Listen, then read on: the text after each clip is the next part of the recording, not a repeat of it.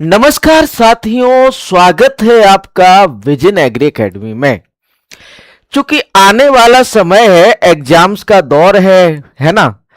2026 में 5 से 6 एग्जाम होने वाले हैं और आपको तैयारी करना जरूरी है। ठीक है, तो डेली 8 बजे जुड़ जाइए हमारे साथ विजन एग्री एकेडमी के साथ। चाहे आप यूपी एजीटीए की तैयारी कर रहे हो, चाहे आप कैन सुपरवाइजर या गन्ना पर्यवेक्षक की तैयारी कर रहे हो, चाहे आप यूपी टीजीटी या पीजीटी में अपना लक आजमा रहे हो, चाहे एमपीआरईओ और एसएडीओ का वेट कर रहे हो। एमपीआरईओ और एसएडीओ को वाले को बता दें कि मध्य प्रदेश में आने वाली हैं 1200 वैकेंसियां एमपीआरईओ की, जिसकी परीक्षा अक्टूबर में है। नोटिफिकेशन का इंतजार मत करो। नोटिफिकेशन का इंतजार करोगे तो तैयारी नहीं हो पाएगी। कुछ बच्चे यही तो करते हैं कि भाई जब नोटिफिकेशन आया तब हम तैयार स्टार्ट करेंगे। पहले से तैयार रहो, है ना। पहले से अपनी जो तलवार है उसमें धार लगा के रखो। उसका इंतजार नहीं करेंगे कि भाई जब लड़ाई होगी तभी हम अपनी तलवार में धार लगाएंगे। ऐसा नहीं करना है। तलवार में धार अभी से लगा के रखो, जब परीक्षा होगी तब हम अपना जो है हुनर आजमाएंगे। तो बच्चों, एमपीआरईओ या यूपीपीएससी एसटीए या एमपीएडीए की आप यदि तैयारी कर रहे हैं तो आपके लिए इंपॉर्टेंट लेक्चर है एग्रोनॉमी सेकंड। लाइव आता है डेली 8 PM पर। ठीक है, चलिए शुरू करते हैं आज के सेशन को। शुरू करने से पहले आपको बता दें, यदि आप नए हैं तो हमारे चैनल को सब्सक्राइब कर लें, लाइक कर दें और शेयर कर दें अपने फ्रेंड्स के साथ। और साथ ही साथ हमारा जो नया एप्लीकेशन है, पुराने एप्लीकेशन में थोड़ी सी दिक्कत थी बच्चों के लिए कोर्स ढूंढना थोड़ा सा कठिन होता था, इसलिए हम अपना एक नया ऐप लाए हैं। मतलब ये कहें, हमने एक अपना नया ऐप बनवा लिया है जो कि विजन एग्री एकेडमी के नाम से ही है, जिसका लिंक आपको नीचे डिस्क्रिप्शन में मिल जाएगा, या फिर आप प्ले स्टोर पर जाइए और वहां से भी सर्च कर सकते हो विजन एग्री एकेडमी। ठीक है, तो बच्चों विजन एग्री एकेडमी का ऐप डाउनलोड कर लीजिए। वहां पर आपको सारे एग्जाम के course, test series, e book और आपकी किताबें मिल जाएंगी। ठीक है, तो अभी जाइए और विजन एग्री एकेडमी ऐप को डाउनलोड कर लीजिए। साथ ही साथ आप लोगों के लिए बेस्ट बुक एजीटीए के लिए वॉल्यूम 1 वॉल्यूम 2 आपकी लॉन्च हो चुकी है। ये अमेजॉन, फ्लिपकार्ट पर अवेलेबल है और साथ ही साथ हमारी एप्लीकेशन पर भी अवेलेबल है। ठीक है, कहां पर अवेलेबल है बच्चों? हमारी एप्लीकेशन पर भी अवेलेबल है। ठीक है, तो अमेजॉन पर ये 1500 रुपए की पड़ेगी, लेकिन आपको हमारी ऐप से ये केवल 1199 में पड़ने वाली है। ठीक है, और साथ ही साथ हमारा ब्रह्मास्त्र, हमारा तो भैया ब्रह्मास्त्र एक ही है, चलाएंगे तो सब ढेर हो जाएंगे। कौन सा भैया ब्रह्मास्त्र? 10,000 MCQ वाली किताब, 10,000 प्रश्नों का संग्रह, है ना। 10,000 प्रश्नों का संग्रह, ये ऐसा ब्रह्मास्त्र है कि हर एक एग्जाम में इससे क्वेश्चन आ जाएंगे आपके। 10,000 प्लस प्रश्नों का संग्रह, ये किताब आपको अमेजॉन पर और हमारे ऐप पर मिल जाएगी। और साथ में साथ एग्रीकल्चर प्राइम टेस्ट सीरीज शुरू हो गई है, जिसमें आपको मिलने वाले सभी परीक्षाओं की तैयारी केवल एक टेस्ट सीरीज में आप कर सकते हैं। चलिए शुरू करते हैं पहले प्रश्न के साथ। और पहला प्रश्न है भैया, एलियन बीड कौन सा है? विच इज एलियन बीड? किसे आप एलियन बीड कहते हो? चिनोपोडियम एल्बम, पार्थेनियम हिस्टोरोफोरस या एफलिप्टा एल्वा, या इनमें से कोई नहीं। आपका which is alien weed, Chenopodium album, Parthenium hysterophorus या इक्लिप्टा एल्वा, या नन ऑफ द दीज। बताइए बच्चों, सही उत्तर कौन सा है? यहां पर आपको बताना है कि भैया एलियन बीड कौन सा है। एलियन बीड कौन सा है? एलियन नहीं है ये, है ना। एलियन नहीं है, एलियन बीड कहा जाता है लेकिन इसे, ठीक है। ये किसी दूसरे ग्रह से नहीं आया है, ठीक है। अब देखो, एलियन ब्रीड उन्हें कहा जाता है जो बाहर से या विदेशों से हमारे यहां पर आ गए हैं, है ना। आप किन्हें कह सकते हो एलियन ब्रीड? ऐसे खरपतवार जो बाहर से हमारे यहां आए हैं उन्हें हम एलियन खरपतवार या कह सकते हैं, एलियन ब्रीड कह सकते हैं। तो बच्चों यहां पर बताइए आप कौन सा खरपतवार एलियन ब्रीड है, ए बी सी या फिर डी? जल्दी से कमेंट बॉक्स को भर दीजिए, है ना, जल्दी से आंसर कर दीजिए। तो बच्चों यहां सही उत्तर की बात करें तो सही उत्तर हो जाता है आपका पार्थेनियम हिस्टेरोफोरस। कौन सा बच्चों?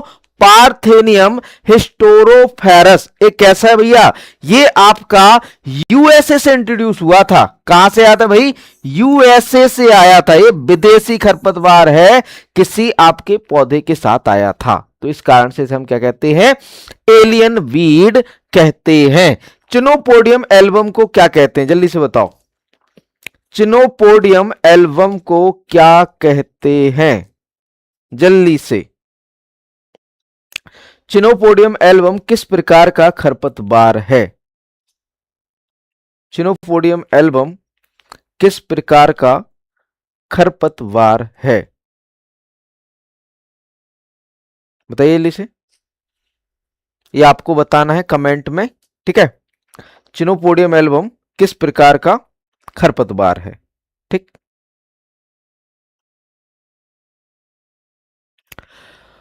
आगे चलते हैं, बात करें पार्थेनियम हेस्टेरोफोरस की। तो भैया ये पार्थेनियम हेस्टेरोफोरस, जिसे हम कांग्रेस ग्रास या गाजर घास के नाम से जानते हैं, कहीं भी देखने को मिल जाती है आजकल ये आपको, कांग्रेस ग्रास, गाजर घास, है ना। Alien invasive weed in India, यह जो है एलियन इनवेसिव बीड है भारत में। Native to Mexico and Central America, ये कहां से है? मैक्सिको व सेंट्रल अमेरिका से है। एक इस खरपतवार के मतलब ये आया है, यूएसए से आया, हमने बताया था आपको, है ना। Introduce accidentally through imported wheat, गेहूं के साथ अचानक से आ गया था भैया, एक्सीडेंटली ये आ गया था, इंपोर्ट हो गया था, है ना। कौन भैया? पार्थेनियम। और आज आप हर जगह जाओगे, सड़क हो गई, गलियों के किनारे हो गए, हर जगह आपको पार्थेनियम या गाजर घास देखने को मिलती है ना। Highly invasive and harmful to crop, human and livestock, यह फसलों, इंसानों, जानवरों के लिए बहुत ज्यादा इन्वेसिव और नुकसानदायक है। पार्थेनियम हिस्टेरोफोरस कांग्रेस घास या गाजर घास भारत में एक बाहरी इन्वेसिव खरपतवार है। यह मैक्सिको और सेंट्रल अमेरिका का मूल निवासी है और गलती से इंपोर्टेड गेहूं के जरिए आया था और फसलों, इंसानों और जानवरों के लिए बहुत ज्यादा क्या है बच्चों? इन्वेसिव और नुकसानदायक है। कौन भैया? पार्थेनियम। अगला क्वेश्चन मक्के से है, मेज से है ना, मेज से इसका आंसर करिएगा। मक्के में गुणसूत्रों की संख्या 2 and 20 होती है, क्रोमोसोम 20 होता है। तो भ्रूण कोशिका, पराग मात्र कोशिका, नली केंद्रक तथा मूलाग्र कोशिका में गुणसूत्रों की संख्या क्रमशः होगी। क्वेश्चन है, the number of chromosome in maize 2n is 20, then the number of chromosome in endosperm cell, pollen mother cell, tube nucleus and root cell respectively will be. तो इनका क्रोमोजोम क्या होगा, ये पूछा गया है। आंसर कीजिए। ए 30 20 20 10, 20 10 20 20, 20 20 10 20 या 30 20 10 20। बताइए आंसर ए बी सी या फिर डी क्या होगा बच्चों सही उत्तर। तो आपको सही उत्तर यहां पर बताना है और आपको पूरे मिलेंगे इसके जो है 20 रुपीज, है ना। केबीसी नहीं खेल रहे हैं हम, लेकिन बताइए बच्चों क्या होगा आंसर, ए बी सी या फिर डी, राइट आंसर क्या होगा। तो बच्चों यहां सही उत्तर की बात करें तो सही उत्तर है ऑप्शन डी, इसका पूरा कैलकुलेशन हमने आपको आगे दिखाया है। ऑप्शन डी यहां पर राइट आंसर या सही उत्तर हो जाता है, ऑप्शन डी। ठीक है, क्रोमोजोम की बात करें या फिर कहें मेज में क्रोमोजोम, मक्का में क्रोमोजोम कितना होता है? 20 होता है, 2n20। तो हैप्लॉइड नंबर कितना होगा? 10 होगा। एन कितना? हैप्लॉइड नंबर एन बराबर कितना होगा? 10 होगा। अब कैलकुलेट करें या नाउ कैलकुलेट, तो एंडोस्पर्म सेल ट्रिप्लॉइड होती है, इसकी 3n होता है। ठीक है, तो यहां पर 3 इंटू 10 कितना हो गया? 30। एंडोस्पर्म सेल में ट्रिप्लॉइड होती है, 3n होता है, और यहां पर 3 इंटू 10 करोगे तो 30 आ जाएगा।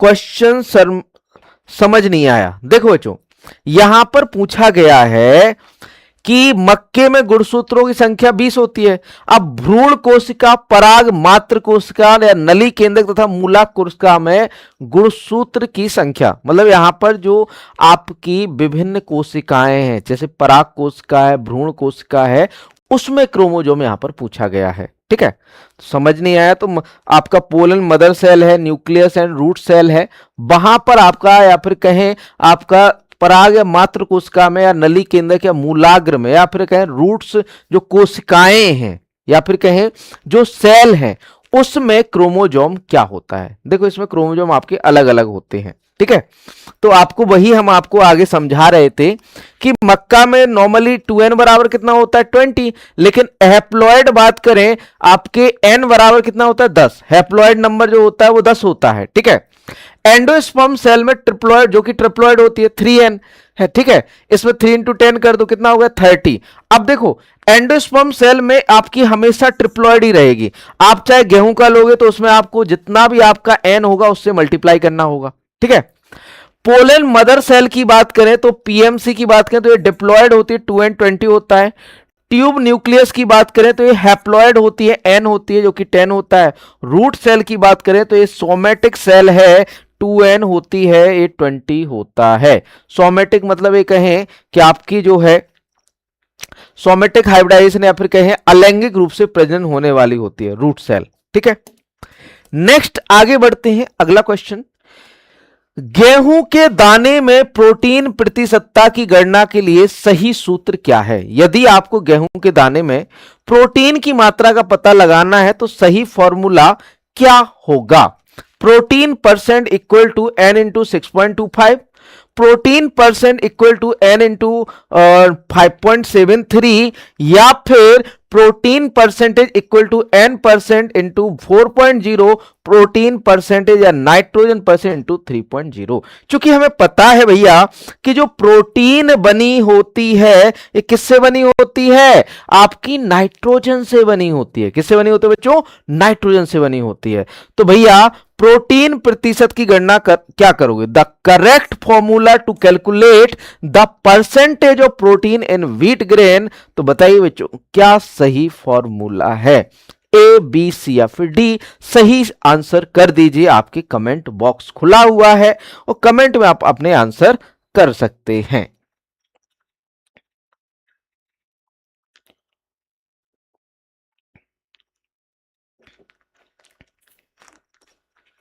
एक्चुअल में गर्मियां आ गई हैं तो पानी पीना जरूरी है। बताइए बच्चों आंसर क्या होगा? ए, बी, सी या फिर डी? आप लोगों की 8 बजे वाली क्लास चाहे जो हो जाए, मतलब चाहे सर पे कोई मुसीबत आए, चाहे सर कहीं बिजी हो, चाहे संजीव सर कुछ कर रहे हो, लेकिन 8 बजे वाली क्लास सर नहीं छोड़ेंगे अब। ठीक है, थोड़ा सा बच्चों हो गई मिस्टेक कि हमने छोड़ दी है ना। मैंने छोड़ी नहीं थी, एक्चुअली में परिस्थितियां ऐसी बन जाती हैं कि हम क्लास नहीं ले पाए, लेकिन अब चाहे जो हो जाए आपकी क्लास कंटिन्यू रहेगी। ठीक है, ये हमारा प्रॉमिस है आपसे, और प्रॉमिस कर रहे हैं तो हम प्रॉमिस निभाते भी हैं, है ना। एजीटीए में हमने प्रॉमिस किया था, सारा कुछ हमने निभाया। ठीक, तो बताओ बच्चों यहां पर सही आंसर क्या होगा? तो बच्चों प्रोटीन परसेंट गेहूं में निकालने के लिए आपका जो सही सूत्र है वो है बच्चों protein percent equal to n% into 5.73। Protein percentage into equal to n% nitrogen percent में आपका 5.7 साथ 3 से गुणा कर दो तो आपका प्रोटीन परसेंटेज निकल आएगा, किसमें? गेहूं में। ठीक है, चलिए बच्चों आगे बढ़ते हैं अगले प्रश्न की ओर। ठीक है, ऑप्शन बी यहां पर राइट आंसर हो जाता है। अगला क्वेश्चन, गेहूं में पुष्प गुच्छ का अपूर्ण विकास किसके कारण होता है? Incomplete development of panicle in wheat is caused bye. किसके द्वारा गेहूं में पुष्प गुच्छ या फूल का अपूर्ण विकास होता है? ऑप्शन ए बोरॉन की कमी से होता है भाई, ऑप्शन बी जिंक की कमी, ऑप्शन सी लोहे की कमी, ऑप्शन डी फास्फोरस की कमी। Boron deficiency, zinc deficiency, iron deficiency या फास्फोरस डेफिशिएंसी।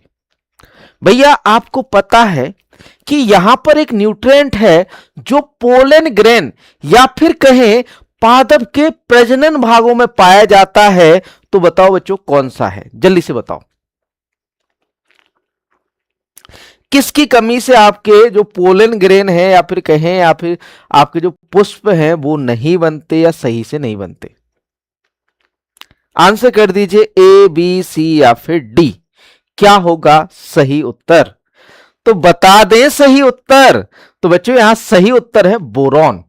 आपने चूंकि पढ़ा होगा कि भाई बोरॉन की कमी, नॉर्मली बोरॉन जो है हमारे फ्लावरिंग पार्ट में पाया जाता है, फूल वाले हिस्से में पाया जाता है।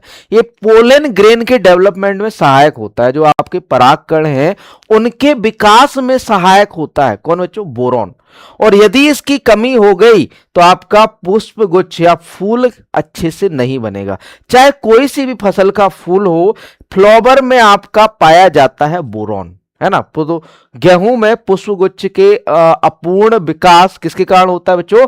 बोरॉन की कमी के कारण होता है। बोरॉन की कमी, ऑप्शन आपका ए सही उत्तर हो जाता है। ठीक है, हो जाता है। आगे हमने कुछ बच्चों आपके लिए मतलब न्यूट्रिएंट्स की कमी से होने वाली डिजीज को रखा है साथ में। ये गेहूं से रिलेटेड तो नहीं है लेकिन आपके काम की बहुत है। जैसे बटनिंग ऑफ कॉलीफ्लावर, ये अक्सर एग्जाम का फेवरेट क्वेश्चन है। बटनिंग ऑफ कॉलीफ्लावर या कोल क्रॉप। कभी कभार देखो बच्चों आपको कंफ्यूज करने के लिए कह देगा cole crop, buttoning of cole crop. आपको कॉलीफ्लावर ना देकर क्या कह देगा? Cole crop. तो ये किससे होता है बच्चों? बटनिंग ऑफ कॉलीफ्लावर नाइट्रोजन की कमी से। किससे होता है? नाइट्रोजन की डेफिशिएंसी से। स्टारवेशन डिजीज जो होती है नाइट्रोजन की कमी से होते हैं बच्चों। टॉप सिकनेस ऑफ टोबैको जो होती है बोरॉन की कमी से होती है। लीफ स्कॉर्चिंग ऑफ मैंगो जो होता है पोटेशियम की कमी से होता है। विपटेल ऑफ कॉलीफ्लावर मोलिब्डेनम की कमी से होता है। खैरा डिजीज धान में, राइस में किससे होती है आपकी बच्चों? जिंक की कमी से होती है। और blossom end rot of tomato एक कैल्शियम की कमी से। इसे हम बोलते हैं बीईआर।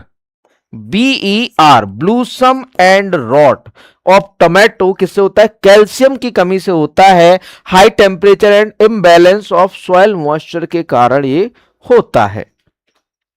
फ्रूट क्रैकिंग की बात करें तो ये बोरॉन। भैया एक चीज, इंटरनल नेक्रोसिस कहे या फलों का फटना कहे, फ्रूट क्रैकिंग कहे या इंटरनल नेक्रोसिस कहे, आंतरिक क्षरण कहे या फिर कहे फलों का फटना, तो ये होता है बच्चों बोरॉन की कमी से। 100% आपको बोरॉन लगाना है यहां आंसर। तो यहां पर फ्रूट क्रैकिंग इन एप्पल बोरॉन की कमी से होता है। इंटरनल नेक्रोसिस इन आंवला बोरॉन डेफिशिएंसी से होता है या बोरॉन की कमी से होता है। आगे बढ़ते हैं अगले क्वेश्चन की ओर। हार्वेस्ट इंडेक्स शब्द दिया था, किसने दिया बच्चों? हार्वेस्ट इंडेक्स शब्द डोनाल्ड द्वारा दिया गया, आर्नन द्वारा दिया गया, वाटसन द्वारा दिया गया, जुगलर द्वारा दिया। The term harvest index is given by Donald, Arnon या वाटसन या जुगलर। किसने दिया था आपका कौन सा शब्द? हार्वेस्टिंग इंडेक्स शब्द। तो बताइए बच्चों जल्दी से क्या होगा सही उत्तर यहां पर? एक्चुअल में आप हमारी जनरल एग्रीकल्चर की जो किताब है वो देखोगे तो उसमें सारी चीजें आपको मिल जाएंगी, है ना। आप लोग देखो बच्चों, चाहे आप हिंदी मीडियम से हो चाहे इंग्लिश मीडियम से, है ना।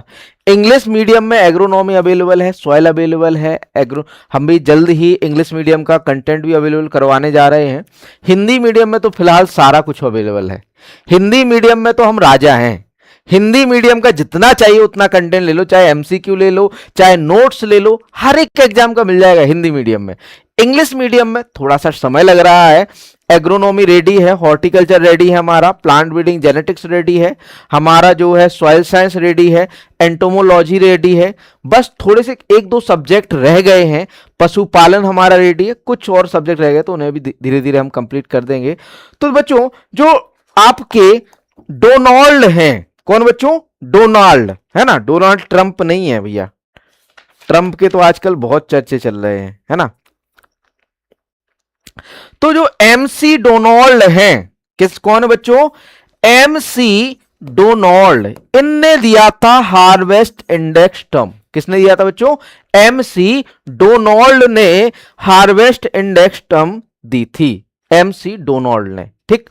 इन्होंने एक टर्म और दी थी, प्लांट आइडियोटाइप, प्लांट इडियोटाइप, प्लांट इडियोटाइप।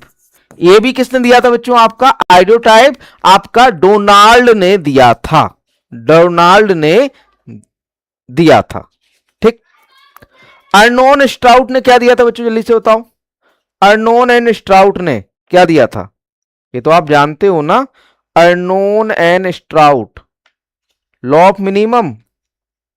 नहीं नहीं नहीं नहीं नहीं, जल्दी से लिखो कमेंट में, अर्नोन ने क्या दिया था? एसेंशियलिटी ऑफ न्यूट्रिएंट, पोषक तत्वों की आवश्यकता, essentiality of nutrient, essentiality, sorry, essentiality of nutrient, ESSENTIE,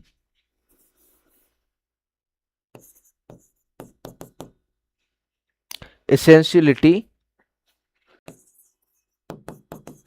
of nutrient किसने दिया था आपका?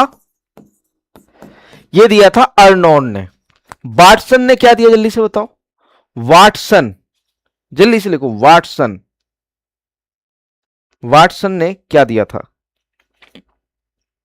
आपका यहीं पर क्लियर हो जाएगा सारा कि भाई वाटसन ने क्या दिया, है ना। जल्दी से बताओ, वाटसन ने क्या दिया?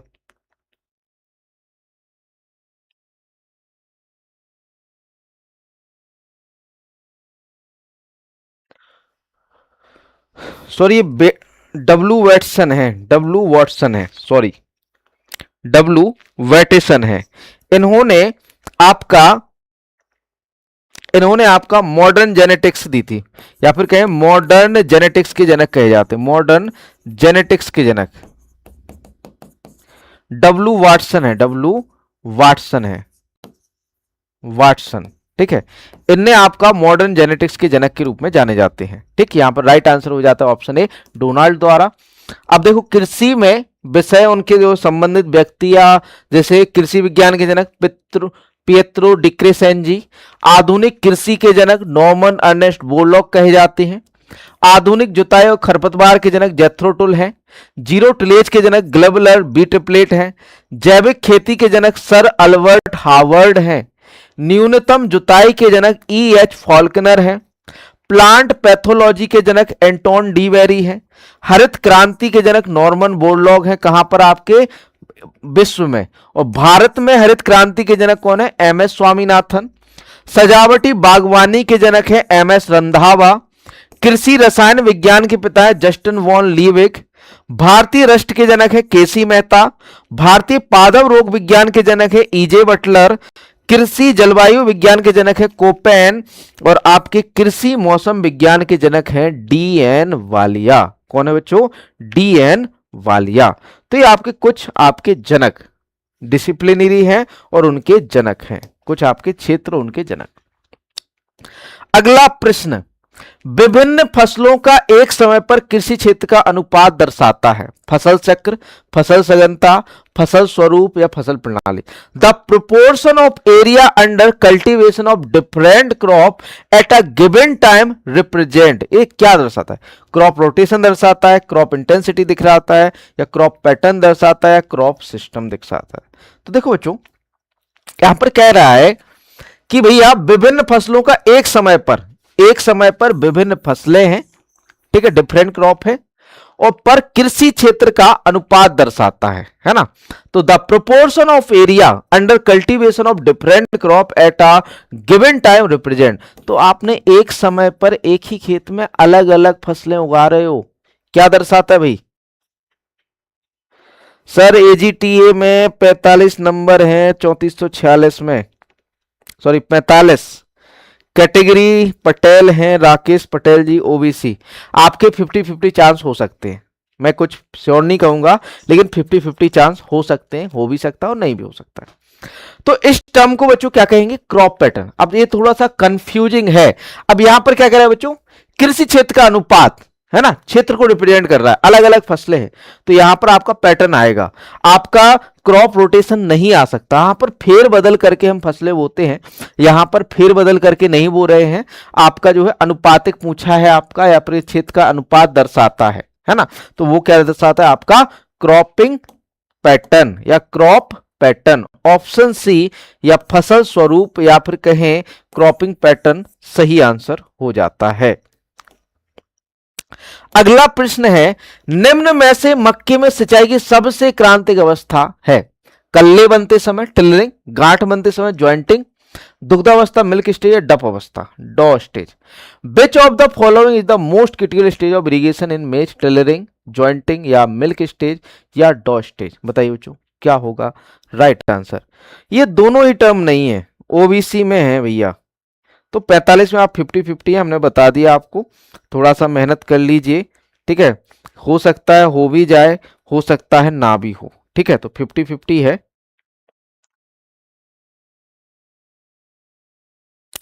तो वैसे तो देखो बच्चों यहां पर कंफ्यूजिंग क्वेश्चन है, ये हमारा कैसा बच्चों? कंफ्यूजिंग। यहां पर आपको ना तो टेसलिंग दिया गया है, ना ही सिल्किंग दिया गया है, तो याद रखना यहाँ पर क्रिटिकल इरिगेशन स्टेज यहां पर पूछी गई है। Most critical stage of irrigation इन मेज, सिंचाई की सबसे क्रांतिक अवस्था। वैसे तो बच्चों फूल के समय फ्लावरिंग में या फिर कहें आपका सिल्क और आपके टेसल बनते समय, लेकिन यहां पर जो राइट आंसर होगा वो है मिल्क बनते समय, मिल्किंग स्टेज है ना, दुग्धावस्था। जब हमारे भुट्टो में दुग्ध आ जाता है उस समय जो है क्रिटिकल होती है सिंचाई के लिए, है ना। तो यहां पर वैसे तो आपकी कौन सी है बच्चों? वैसे तो आपका सिल्किंग एंड टेसलिंग है। आगे हम देखेंगे कुछ क्रिटिकल स्टेजेस आपकी कुछ फसलों की दी गई है, जैसे चावल में टिलरिंग स्टेज है, कल्ले निकलने की अवस्था, और फ्लावरिंग फूलाने की अवस्था क्रिटिकल होती है सिंचाई के लिए, क्रांतिक अवस्था है। गेहूं में व्हीट में बात करें तो क्राउन रूट इनिशिएशन, शीश जड़ फुटान, सीआरआई आपको पता है, और साथ में साथ मिल्किंग स्टेज समय में दूध बनते समय। पल्सेस में फ्लावरिंग एंड पोडिंग के समय। यदि आप सभी दलहनी फसलों की बात करें तो आपके फ्लावरिंग और पोड बनते समय, या फिर कहें फूल आने व दाना भरने के समय। मटर में आपका फ्लावरिंग एंड पोडिंग है। ग्राउंडनट में आपका पैग पेनिट्रेशन और पोड डेवलपमेंट, दाना भरते समय या फिर कहें फली बनते समय, और जब आपके पैग बनते हैं वो क्रिटिकल स्टेज होती है। मक्का की बात करें तो सिल्किंग एंड टेसलिंग, नर बंजरी आते समय व भुट्टे बनते समय। सुगर कैन की बात करें गन्ने में तो जर्मिनेशन अंकुरण के समय, टिलरिंग कल्ले निकलते समय, और बड़बार के समय क्या होती है? सिंचाई के लिए क्रांतिक अवस्था होती है। टबैको की बात करें, तंबाकू की, तो बॉल फॉर्मेशन या गूलर का बनना और बॉल डेवलपमेंट, गूलर का बनना और उनका विकास होना, ये दोनों ही अवस्थाएं क्या होती है? क्रिटिकल होती हैं कपास के लिए। ठीक, आपके सॉरी टोबैको है, सॉरी ये टोबैको नहीं होगा, कपास होगा, कॉटन होगा, यहाँ कॉटन, टोबैको नहीं है, कॉटन है। सोयाबीन की बात करें तो फ्लावरिंग एंड पोडिंग, फूलाने व दाने बनने की अवस्था। ओनियन की बात करें तो सल्क कंद बनते समय और परिपक्वता से पहले। टमाटर की बात करें तो पुष्पन व फल बनते समय क्या होती है? सिंचाई के लिए क्रांतिक अवस्था होती है। अगला प्रश्न, प्रश्न नंबर 8 है, भारत में कृषि योग्य भूमि का अधिकांश भाग वर्षा श्रेणी के अंतर्गत आता है। किस वर्षा श्रेणी के अंतर्गत आता है? 500 से 750 mm, 750 से 1150 mm, 1150 से 1450 mm या 300 से 500 mm। ज्यादातर एरिया जो इंडिया का है, most of the cultivable land in India falls under which rainfall category? 500 to 750 mm, 750 to 1150 mm या 1150 टू 1450 mm या फिर कहें आपका 300 टू 400 500 mm। तो बच्चों यहां राइट आंसर की बात करें तो 750 से 1150 mm के अंदर ज्यादातर जो भारत का एरिया आता है 750 से 1100 mm वार्षिक वर्षा यहां पर हमारे यहां होती है ना, एवरेज। ठीक, तो यहां पर आपका मोस्टली एरिया आता है 1100 से 750 से 1150। अगला क्वेश्चन, असिंचित क्षेत्रों के लिए गेहूं की उपयुक्त प्रजाति? HD 2733, HUW 468, PBW 343, C 306। The suitable variety of wheat for non irrigated area is HD 2733, HUW 468, PBW 343 या C 306। आपको पता है भैया, असंचित जहां पर सिंचाई की सुविधाएं नहीं है ऐसे क्षेत्रों में कौन सी गेहूं की किस्म आप लगाना पसंद करोगे या कौन सी किस्म पसंद नहीं करोगे? आपको लगानी पड़ेगी भाई, कम पानी है या सिंचित है तो उस केस में आप कौन सी किस्म लगाओगे? तो C 306, आपने बहुत नाम सुना होगा भैया, C 306। C 306 नॉर्मली आपके ड्रॉथ प्रोन एरिया या शुष्क क्षेत्रों के लिए बनाई गई है या असिंचित क्षेत्रों के लिए बनाई गई किस्म है। इसे 1 या 2 पानी की आवश्यकता होती है, किसे 1 या 2 सिंचाई की आवश्यकता होती है। C 306 ऑप्शन डी यहां पर राइट आंसर हो जाता है। वैरायटी या किस्मों की बात करें आपकी गेहूं की, तो हमें पता है भैया नोरेन 10 कल्टीवन ने गेहूं प्रजनन के इतिहास में एक नया अध्याय रचा था। नोरेन 10 गेहूं में बोनेपन के लिए जिम्मेदार है। किस लिए जिम्मेदार है बच्चों? बोनेपन के लिए जिम्मेदार है। ठीक है, नोरेन 10 का बोनापन 2 विशेष रूपों से अप्रभावी जीनों का परिणाम था जो कि HD1 और HD2 के प्रतीकों से चिन्हित थे। एकल जीन बोनी किस्मों की बात करें तो इसमें लरमा रोजो 64, सुजाता, गिरिजा, सोनालिका यूपी 262 आ जाती है। डबल जीन बोनी किस्म की बात करें तो कल्याण सोना, सोनारो 64, छोटी लरमा, अर्जुन, जनक, प्रताप आ जाती है। त्रिगुण जीन बोनी किस्म की बात करें तो जवाहर, ज्योति, हीरा, मोती, लाल, बादशाह, संगम। ये तो याद कर लो, जवाहर, ज्योति, लाल, बादशाह, हीरा, मोती, संगम, है ना। उत्परिवर्ती किस्मों की बात करें गेहूं की, इसमें सरवती सोनारो, IARI में सोनारो 64 से विकसित किया गया और पूसा लरमा, ये दोनों ही आपकी म्यूटेंट वैरायटी हैं या उत्परिवर्ती किस्में हैं। आपका अभी इसे सरवती सनोरा को कहीं से GI टैग मिला है। सीहोर, मध्य प्रदेश के सीहोर से इसे GI टैग दिया गया है। किसे? आपका सरवती सनोरा को। मैक्रोनी गेहूं की किस्मों की बात करें तो जयराज आ जाती है, मेघदूत आ जाती है, मालविका, HD 4530 और बंसी। ठीक है, देर से बोई गई फसलों के लिए सरवती सनोरा, सोनालिका, लोकवन, सफेद लरमा यूपी 301, सनोरा 64, राज 3765। ठीक, नमक प्रभावित मिट्टी के लिए या फिर कहें सॉल्ट अफेक्टेड सॉइल के लिए लोकवन K 65, राज 3077, PBW 19। वर्षा आधारित के लिए C 306, सुजाता या मुक्ता। लोकवन देर से बुआई के लिए उपयुक्त है। C 306 वर्षा आधारित स्थिति के लिए। अब देखो C 306 वर्षा आधारित का मतलब यही होता है भैया रेन फेड या शुष्क क्षेत्रों के लिए, असिंचित क्षेत्रों के लिए।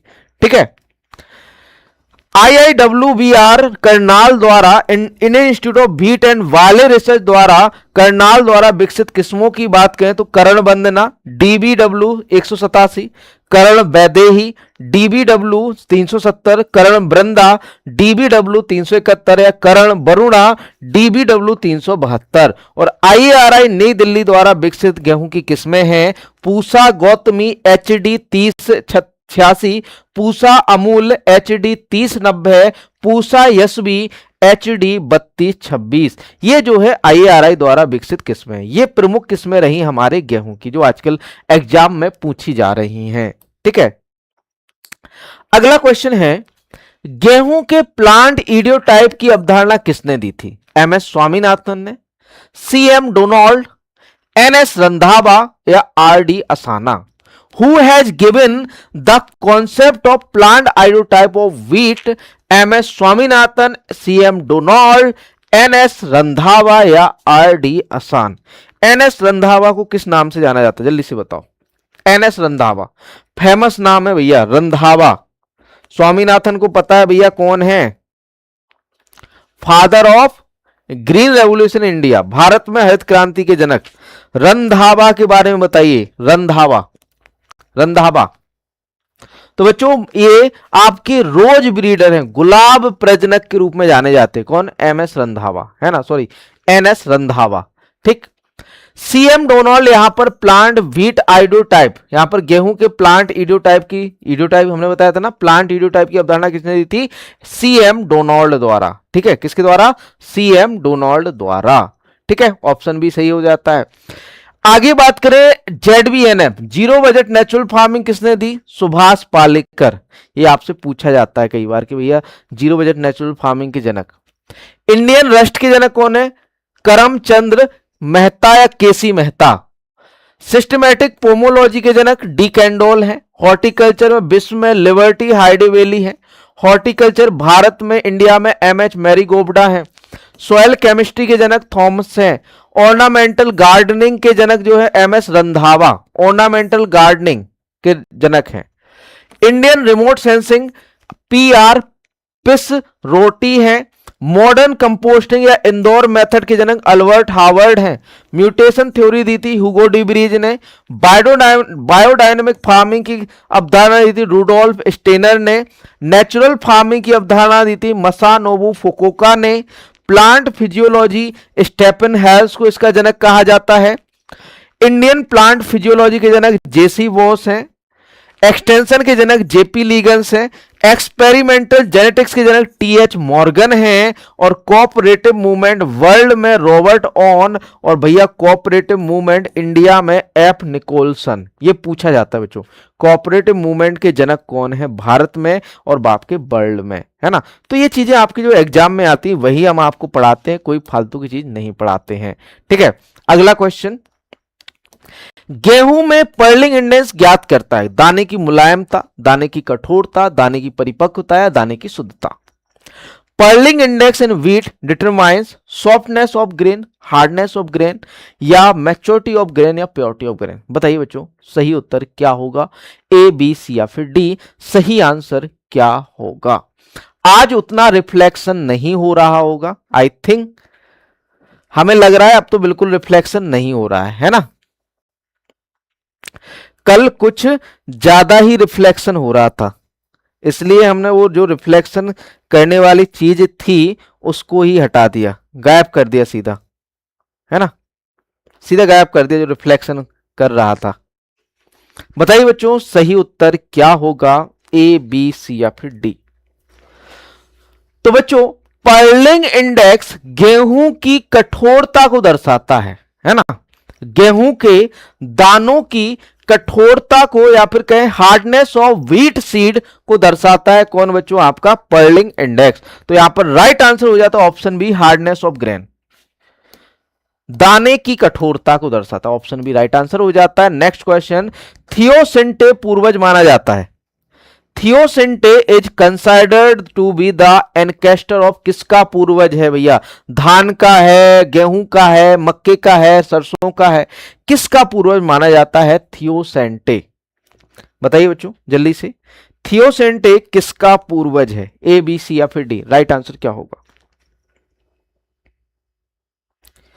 जल्दी से आंसर कर दीजिए, क्या होगा सही उत्तर? तो बच्चों यहां सही उत्तर की बात करें तो थियोसेंटे किसका पूर्वज है? मक्का का पूर्वज है भैया। ये किसका पूर्वज है? मेज का है, मक्के का पूर्वज है भैया थियोसेंटे। नेक्स्ट बात करें बच्चों, शक्ति प्रजाति है मक्के की, ज्वार की, जौ की, गेहूं की, शक्ति वेराइटीज, मेज, सोरगम, बार्ले, बीट। तो भैया शक्ति भी किसकी वैरायटी है? मक्का की वैरायटी है। तो यहां पर राइट आंसर जो हो जाता है वो हो जाता है ऑप्शन ए, मक्का। कौन सा धान के लिए लाभकारी तत्व है? Sodium, silicon, vanadium, iodine. Which element is beneficial for rice? Sodium, silicon या बेनेडियम या आयोडीन। धान के लिए बेनिफिशियल एलिमेंट कौन सा है, लाभकारी तत्व कौन सा है धान के लिए, जल्दी से बताओ। धान के लिए लाभकारी तत्व, एक क्वेश्चन पूछा जाता है आपसे, तो बच्चों यहां पर राइट आंसर हो जाता है सिलिकॉन। सिलिकॉन धान के लिए क्या है बच्चों, लाभकारी तत्व है। तो यहां पर आंसर देखें तो राइट आंसर ऑप्शन बी। भारत में विकसित धान की प्रथम प्रजाति Jaya, Bala, Pankaj, Jagannath. The first variety of rice developed in India is Jaya, Bala, Pankaj या जगन्नाथ। जगन्नाथ को हम म्यूटेंट वैरायटी के रूप में जानते हैं, जया को हम मिरेकल राइस इन इंडिया के रूप में जानते हैं, या फिर कहें भारत का चमत्कारी चावल। IR8 विश्व में चमत्कारी चावल के रूप में जाना जाता है। तो बच्चों राइट आंसर क्या होगा, ए, बी, सी या फिर डी। सही उत्तर क्या होगा, तो सही उत्तर की बात करें तो सही उत्तर हो जाता है यहां पर जया। जया जो है धान की प्रथम प्रजाति है भारत में विकसित, तो ऑप्शन ए सही उत्तर हो जाता है। तो बच्चों अगेती किस्मों या धान की किस्मों की बात करें तो धान की अगेती किस्में है जवाहर 75, कलिंग 3, आभा, बाला, कावेरी। उत्परिवर्ती किस्में हैं जगन्नाथ, प्रभावती। लवणता सहनशील किस्में हैं Luni series, CSR 5, CSR 10, CSR 13, CSR 6, CSR 27। मध्यम अवधि की किस्में अनुपमा, रत्ना, समृद्धि। लंबी अवधि की किस्में क्रांति, माधवी और गरिमा। सूखा प्रतिरोधी किस्में साकेत 3, किरण, बाला, कंचन, कावेरी और सफेद गौरा। जल भराव की स्थिति में उगाई जाने वाली किस्में जलमग्न, जय सूर्या, मधुकर, जलाधि, जलप्रिया, पंतधान 2, चकैया। झुलसा रोग प्रतिरोधी है पंतधान 4, बाला, कृष्णा, जया, कावेरी और IR20। लवणता प्रतिरोधी किस्में जया, रत्ना, ऊसरवन और सुगंधित चावल की किस्में साबरमती, बासमती 370, स्थानीय करनाल, देहरादून, पूसा बासमती 1 और कस्तूरी। ये कैसी बच्चों सुगंधित चावल की किस्में हैं। तो ये रही बच्चों आपके चावल की महत्वपूर्ण या फिर कहें इंपॉर्टेंट वेराइटीज ऑफ राइस, चावल की महत्वपूर्ण किस्में। अगला क्वेश्चन, कॉपर की कमी से होता है मक्के में सफेद आंख, जई में ग्रे स्पाइक बीमारी, खट्टे फलों में गमोसिस, धान में खैरा रोग। Which of the following is caused by deficiency of copper, white eye disease in maize, grey spike disease in oat, gummosis in citrus, Khaira disease in paddy. बताइए बच्चों आपका कॉपर की कमी से कौन सा रोग होता है ना, कौन सा रोग होता है, क्या होगा सही उत्तर, ए, बी, सी या फिर डी।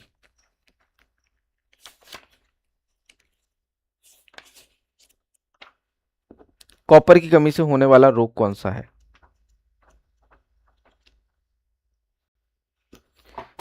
जल्दी से आंसर कीजिए, ए, बी, सी या फिर डी।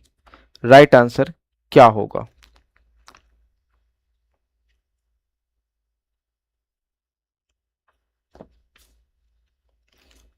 जल्दी से आंसर कीजिए, ए, बी, सी या डी।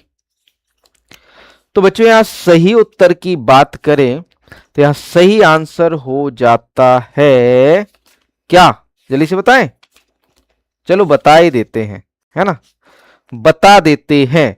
तो बच्चों कॉपर की कमी से गमोसिस होता है ना, सिट्रस के अंदर गमोसिस होता है ना, सिट्रस के अंदर गमोसिस किससे होता है, कॉपर की कमी से होता है। किसकी कमी से होता है बच्चों, कॉपर की कमी से। और आपका व्हाइट आई डिजीज इन मेज, व्हाइट आई डिजीज किससे होती है बच्चों, जिंक की कमी से होती है। किसकी कमी से होती है बच्चों, ये जिंक की कमी से। सफेद आंख, मक्के में व्हाइट वर्ड या सफेद आंख वाली होती है जिंक की कमी से। जई में जो आपका ग्रे स्पाइक डिजीज होता है ना, जई में ग्रे स्पाइक जो होता है या बार्ले का, ये होता है आपका मैग्नीज की कमी से। धान में खैरा रोग जो होता है वो जिंक की कमी से होता है। तो आगे कुछ आपकी कमी के लक्षण भी आगे हमने ऐड किए हुए हैं, जैसे रिक्लेमेशन रोग धान में कॉपर की कमी के कारण होता है, सफेद आंख धान में आयरन की कमी के कारण होता है, खैरा रोग धान में जिंक की कमी के कारण होता है, अक्योची रोग धान में H2S या हाइड्रोजन सल्फाइड की कमी विषाक्तता के कारण होता है, और चावल का भूरा होना या ब्राउनिंग जो होता है आयरन की विषाक्तता के कारण होता है। ठीक, नेक्स्ट बढ़ते हैं अगले प्रश्न की ओर। प्रश्न नंबर 17 है, कौन सा C4 खरपतवार है? बथुआ, गेहूंसा या धान घास भारतीय या साई घास? Which is a C4 Beed? बथुआ, गेहूंसा या पैडी ग्रास इंडियन या साई ग्रास? कौन सा आपका C4 प्लांट है? जल्दी से बताइए, कौन सा आपका C4 बीड है, खरपतवार है? बताइए जल्दी से, क्या होगा सही उत्तर?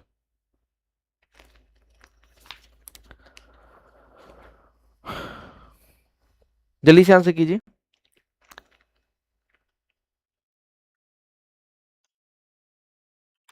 तो यहां पर राइट आंसर हो जाता है बच्चों, वो हो जाता है आपका क्या? Option D, Sai grass. कौन सा बच्चों? साई ग्रास एक आपका क्या है? C4 बीड है। क्या है बच्चों? आपका C4 बीड है, खरपतवार है। आगे खरपतवारों की बात करें जो C3 है, C4 है, तो बच्चों C3 खरपतवारों की बात करें तो फ्लेरिस माइनर आ जाता है, गेहूंसा C3 है, एवेना फटुआ, चिनोपोडियम एल्बम आपका C3 है, कॉन्वोलस अर्वेंसिस C3 है, पार्थेनियम हिस्टेरोफोरस C3 है आपका। ठीक है, C4 बीट की बात करें तो साइप्रस रोटेंडस हो गया, साइनोडोन डेक्टाइलॉन हो गया, अमरेंथस स्पीसीज। कैम बीट की बात करें तो एग्रेटम कोनेजोइड्स या सीरीसियम टेक्सेनम और कोलकेसिया स्पीसीज, एक ऐसे बच्चों आपके कैम बीट है। आगे चलते हैं अगले क्वेश्चन की ओर। 80 है, निम्न में से कौन सा संपर्कीय शाकनाशी है? संपर्कीय मतलब होता है देखो बच्चों कि भाई जितना पार्ट इसके संपर्क में आएगा उसको नष्ट कर देगा। कॉन्टैक्ट हर्बिसाइड दो तरह के होते हैं, एक तो कॉन्टैक्ट पॉइजन होता है और एक आपका होता है कौन सा? सिस्टमैटिक, है ना, कि भाई कॉन्टैक्ट में जितना संपर्क में आएगा वो उसको ही नुकसान पहुंचाएगा, लेकिन सिस्टमैटिक में आपके पूरे प्लांट में फैल के उसको नुकसान पहुंचाएगा। तो यहां पर निम्न में से कौन सा संपर्क या कॉन्टैक्ट जो है हर्बिसाइड है? एनिलोफॉस, ब्यूटाक्लोर, पैराक्वाट या 2,4D? तो बच्चों यहां पर राइट आंसर हो जाता है पैराक्वाट। इससे हम जो है खरपतवार को नष्ट करने के लिए खड़ी फसल में या यह पौधों को नहीं दिखता, जो भी इसके संपर्क में आएगा उसको ये मार देगा, है ना। तो यहां पर राइट आंसर हो जाता है पैराक्वाट, ऑप्शन सी। गतिशीलता के आधार पर दो तरह के होते हैं, एक तो कॉन्टैक्ट हर्बिसाइड और एक ट्रांसलोकेटेड। ठीक है, तो एक संपर्क शाकनाशी उन पौधों के हिस्सों को मार देता है जिनके साथ यह सीधे संपर्क में आता है, जैसे पैराक्वाट।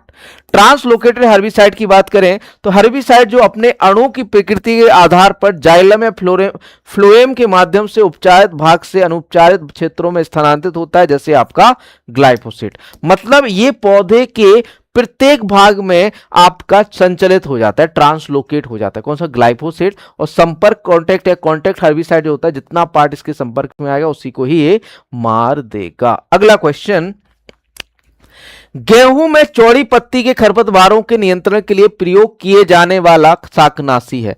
मेटासल्फ्यूरोन, आइसोप्रोट्यूरोन, क्लोडिनोफॉप या fenoxaprop? The herbicide use for controlling broad leaf weeds in wheat. वैसे तो हमने 2,4D पढ़ा है भैया, यदि 2,4D ऑप्शन में ही ना हो तो फिर क्या करोगे? None of these? नहीं, नन ऑफ दीज नहीं करोगे भैया। यहां पर मेटासल्फ्यूरोन किस लिए है? इसका भी प्रयोग करते हैं चौड़ी पत्ती के खरपतवारों को नियंत्रित करने के लिए। किसका? मेटासल्फ्यूरोन का। ऑप्शन ए सही उत्तर हो जाता है। मेटासल्फ्यूरोन का प्रयोग चौड़ी पत्ती वाले खरपतवारों के नियंत्रण के लिए करते हैं। गौरव किस्म निम्न में से किस फसल की है? जल्दी से बताओ। अरहर की है, सोयाबीन, चना या मूंग? Gaurav is a variety of which of the following? अरहर, सोयाबीन या ग्राम या मूंग? तो बच्चों गौरव किसकी किस्म है? सोयाबीन की किस्म है। किसकी है बच्चों? Soybean. Option B right answer हो जाता है। सोयाबीन की अन्य किस्मों की बात करें तो सोयाबीन की विदेशी किस्म है ब्रैग क्लार्क 63, अमेरिका से लाई गई। मोनेटा हार्डी डेविस ली। शीघ्र पकने वाली किस्में हैं 90 से 100 दिन में। मोनेटा, प्रभानी सोना, अहिल्या 3, जेएस आपका 2, जेएस 9041, पूसा 40, एमएसीएस 13, मध्यम पकने वाली किस्म है 100 से 110 दिन में Ahilya 2, Ahilya 4, Durga, Hardy, improved, Pelican, Kalitur या पूसा 16। और देर से पकने वाली किस्म है 100 दिन से अधिक अलंकार, अंकुर और शिवालिक। किसकी बच्चों? आपकी सोयाबीन की। ये किस्में किसकी है? सोयाबीन की है। ठीक, इसी के साथ आज यहां पर 20 क्वेश्चन समाप्त होते हैं। और यदि आप नए हैं चैनल पर तो सब्सक्राइब जरूर करिएगा। और यदि आपने अभी तक विजन एग्री एकेडमी ऐप को डाउनलोड नहीं किया है तो जल्दी से जाइए डाउनलोड कर लीजिए, क्योंकि इसमें मिलने वाले हैं आपको लेवल ऑफ क्वेश्चन या फिर कहें एग्जाम के लेवल के प्रश्न। इसमें आपके फ्री क्विजेस भी हैं, आपके पेड टेस्ट सीरीज भी है, ई बुक्स भी हैं, साथ में साथ आपके लिए मिलने वाली हैं बुक्स और कोर्सेज। तो जल्दी से डाउनलोड कीजिए हमारा Vision Agri Academy new app, है ना। और साथ ही साथ यदि आप एजीटीए या गन्ना पर्यवेक्षक की या कृषि प्राविधिक सहायक या गन्ना पर्यवेक्षक की तैयारी कर रहे हो तो कृषि विज्ञान को 2 वॉल्यूम में हमने रिलीज कर दिया है, वॉल्यूम 1, वॉल्यूम 2। वॉल्यूम 1 में आपका 25 नंबर का रखा गया है जैसे फसल विज्ञान, और वॉल्यूम 2 में आपका जो है बाकी जो एग्रीकल्चर उसको समाये थे पूरा 1199 में पूरा सेट आपको मिलने वाला है। और साथ में साथ आपके लिए 10,000 MCQ बुक जो कि आपकी 10,000 प्रश्नों का संग्रह है, वस्तुनिष्ठ प्रश्नों का संग्रह है। ये आपको 599 में मिल जाएगी अमेजॉन, फ्लिपकार्ट पर और हमारी ऐप पर। और साथ में साथ एग्रीकल्चर प्राइम टेस्ट सीरीज जो कि बाइलिंगुअल है, दोनों भाषाओं में, हिंदी व अंग्रेजी दोनों भाषाओं में। ये आपकी किताब हिंदी में, जबकि जो टेस्ट सीरीज है हिंदी और अंग्रेजी दोनों माध्यम में है। और इसमें आपको सभी परीक्षाओं की टेस्ट सीरीज केवल एक ही टेस्ट में आपको मिलने वाली है। यदि आप एग्रीकल्चर प्राइम खरीदते हो तो आपको सभी परीक्षाओं की टेस्ट सीरीज आपको इसके अंदर इंक्लूड रहेगी। ठीक है बच्चों, मिलते हैं नेक्स्ट सेशन में आपका कल रात को 8 बजे। मिलते हैं नेक्स्ट सेशन में। धन्यवाद।